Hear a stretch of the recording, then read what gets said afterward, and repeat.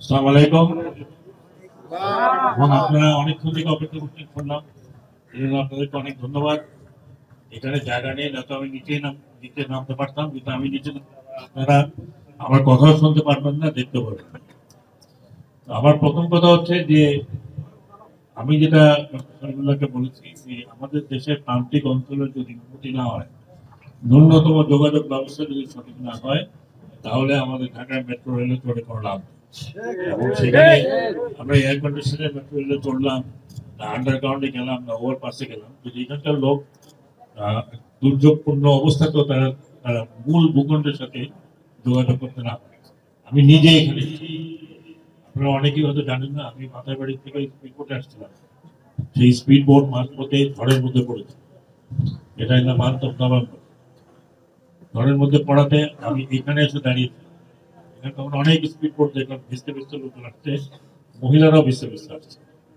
তখন থেকে অনেকদিন থেকে আমরা পরিকল্পনা করছিলাম আমরা এখানে, আমি মন্ত্রণালয় আসার পরের থেকে আমি বিআইডব্লিউটি চেয়ারম্যান, তৎকালীন বিআইডব্লিউটি চেয়ারম্যান সবাই সাথে কথা বললাম যে এখানে কেন করা যায় না, কেন করা যায় না। এটা হলো আপনাকে বলি, গত অনেকগুলো বছর, আমার মনে হয় 30, 40, 50 বছর এখানে মাফিয়া চক্র কাজ করছে, যারাই এখানে রাজনৈতিক নেতৃত্ব ছিলেন, তারা এখানে মাফিয়া চক্র তৈরি করেছেন। সেই মাফিয়া চক্রের কারণে আমার 8 মাস লেগেছে আপনার এখানে আসার জন্য।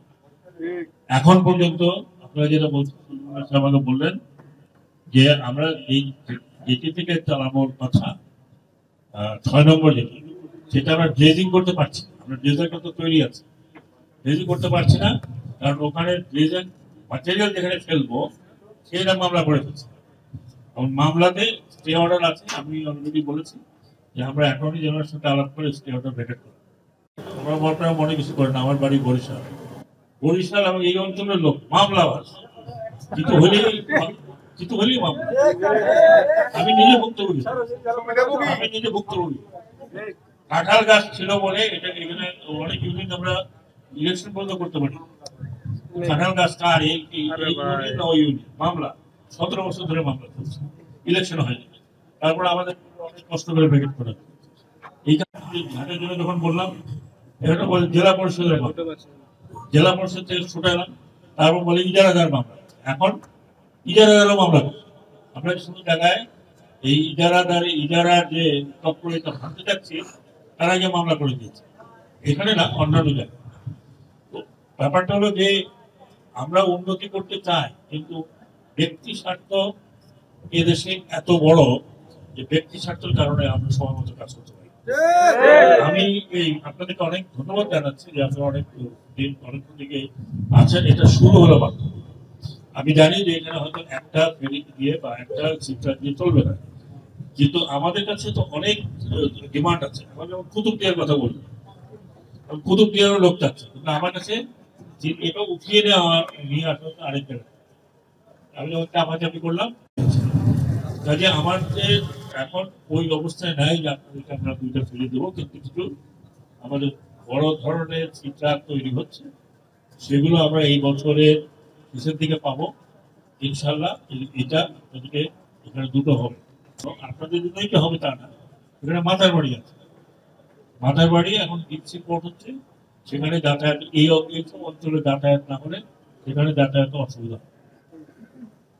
আমরা রাতে চলাচলের জন্য নদী মার্গ করে দিচ্ছি, যাতে রাতেও চলাচল করতে পারে, কারণ এখানে তো নদী মার্গ করা নেই।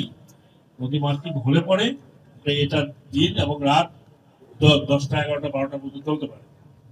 আমি এখানে নিজে দেখেছি যে মহিলারা ভিজতে ভিজতে আসছে এবং ভীষণ ঢেউয়ের মধ্যে যাচ্ছে, এটা খুব অমানবিক। কিন্তু একই সাথে আমি বলবো না যে আমরা এখান থেকে স্পিড বোটওয়ালাদের উৎখাত করছি, আপনারা যদি তাড়াতাড়ি যেতে চান, ওর পয়সা পে করেন, আপনি যাবেন, এটা উন্মুক্ত আছে, তাহলে আমরা বন্ধ করছি না। এটা যদি আপনি মনে করেন আপনি পকেটে অনেক পয়সা আছে, আপনি স্পিড বোট ভাড়া করে যান, যার পকেটে পয়সা নেই সে হয়ে যাবে।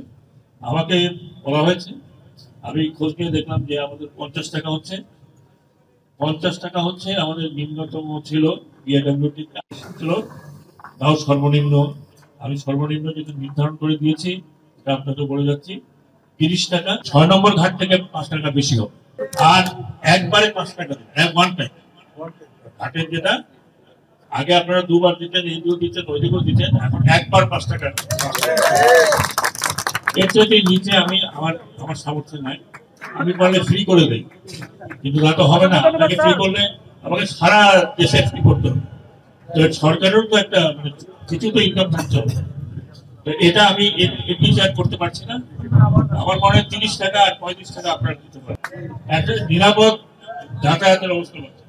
আমাকে সলিমুল্লাহ সাহেব বলছেন এমনকি প্রেগনেন্ট মহিলাদের যাতায়াত একটা এই স্পিডবোটে খুবই অসুবিধা হতো। এখন এটা আপনাদের কাছে অপশন আছে, আপনারা এখানে যেতে পারেন, আপনার বেশি টাকা দিয়ে যেতে পারেন। ইটস জাস্ট লাইক যেমন আমরা বলি যে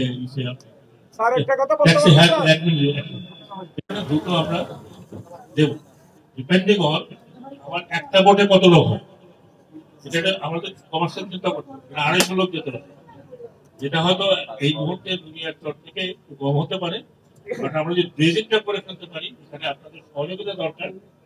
আমি জানি না কে মামলা করেছে, সহযোগিতা দরকার।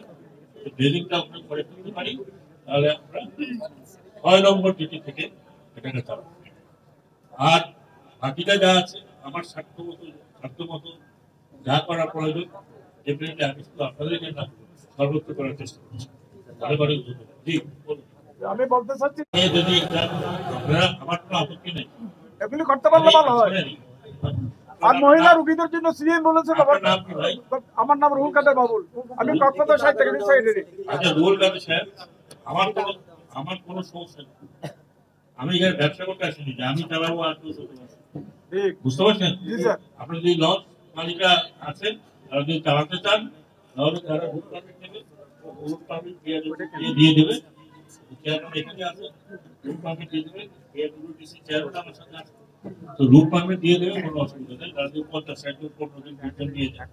কিন্তু একটা কথা বলি, তাদের কিন্তু মানে ইন্সপেকশন হইতে হবে যে তারা চলাচল যোগ্য লঞ্চ কিনা। কারণ যদি একটা আল্লাহ না হোক কোনো অ্যাক্সিডেন্ট হয়, তখন এটা দায় দায়িত্ব আর কেউ নেবে না, যদি তার সার্টিফিকেট আছে। কথাটা আমাকে বুঝতে পারছেন? সরকারের যে নিয়ম আছে, সার্টিফিকেশনের পরে আমার কোনো আপত্তি নেই।